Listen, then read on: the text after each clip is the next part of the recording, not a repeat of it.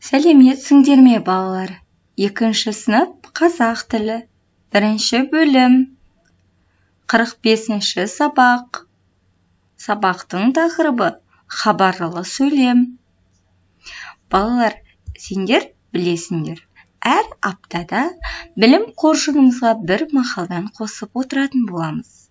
Бұл аптадағы біздің мақалымыз отан туралы болады. Яғни отан отбасынан басталады.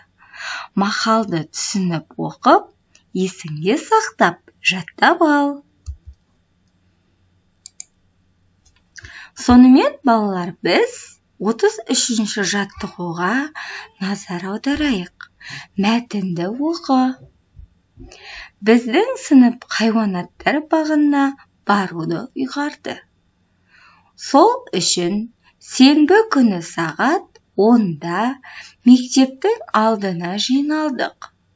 Осы кезде мұғалім өзінің ұялы телефонына хабарлама келгенін айтып, оны бізге оқып берді.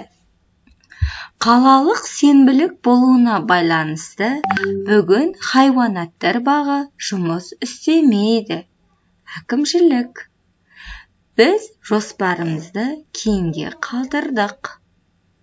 Балалар, мәтіннен хабарламаны тауып, көшіріп жаз. Хабарламаның мәтінінен өзгешелігін тауып көр. Балалар, бұл жерде хабарлама әрине мына жерден басталады. Қалалық сенбілік болуына байланысты бүгін хайуанаттар бағы жұмыс істемейді. Әкімшілік. Сонымен хабарлама аяқталады. Балалар, бұл хабарламаның мәтіннен өзгешелігі екі шетінде тырнақша алынып, белгілі бір ойды білдіріп тұр. Мәтінге қарағанда хабарламаның көлемі, балалар, қысқа болады екен, шағын болады. Хабарламада нақты бір ақпарат туралы ғана айтылады. 34-ші жаттығу. Хабарламаларды оқы, оларға не туралы хабарланған? Бірінші сөйлемге назар аударайық. Шолпан туған күнімен құттықтаймын. Әсел. Ертең сағат 12-де әуежайдан күтіп ал. 20-ші қаңтарда күтіп ал. Екінші пойыз, 8-ші вагон, Жанат. Хабарламадағы сөз санына назар аудар. Бірінші хабарламаға назар аударатын болсақ, балалар, неше сөзден құралған? 1, 2, 3, 4, 5. Әрине, жаңа айтқанымыздай хабарламалардың көлемі өте қысқа болады екен, Ол жерде нақты бір ғана ақпарат айтылады. Бұл жерде Шолпанның туған күні екен құттықтап, және оны кім құттықтап тұрғаны айтылған. Өте қысқа әрі нұсқа. Сонымен 35-ші жаттығуға назар аударайық. Мәтінді оқы, онда неше сөйлем бар? Оны қалай анықтадың? Қане оқиық. Біздің мектебіміз орталықта. Мектептің сынып бөлмелері кең, жарық, терезелері үлкен.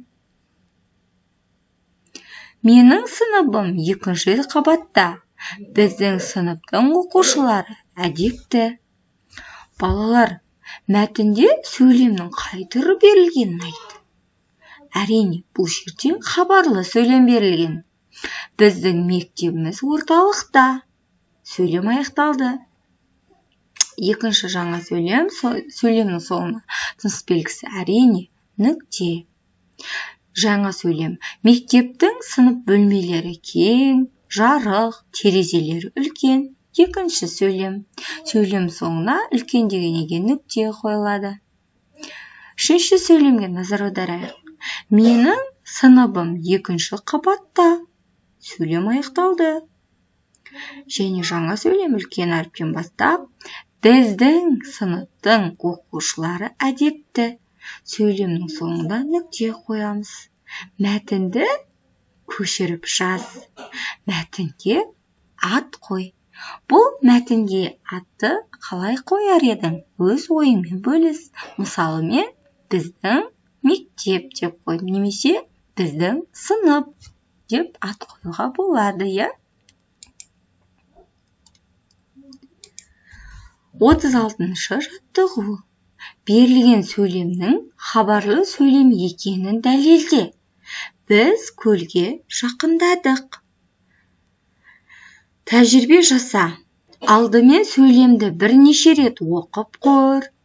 Әр сөзді айтқан кезде дауыс күшінің жоғарылап не бәсеңдейтінін анықта. Дауыс күші қай кезде сөзді айтқанда бәсеңдеді? Зерттеу барысында хабарлы сөйлемнің соңында дауыс күшінің бәсеңдейтініне көзіңді жеткіз. Балалар, осымен бүгінгі сабағымыз аяқталды. Келесі сабақта кездескенше сау болыңдар.